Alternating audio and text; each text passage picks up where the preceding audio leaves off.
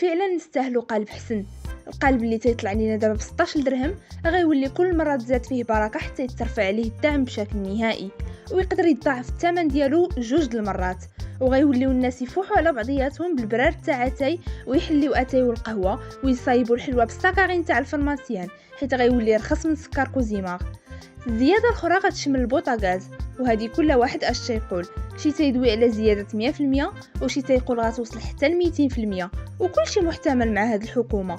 ما يحشموش الا قرروا يبيعوا لك حتى الهواء اللي تتشم، والا ما خلصتيهمش في راس الشهر يقطعوا عليك النفس.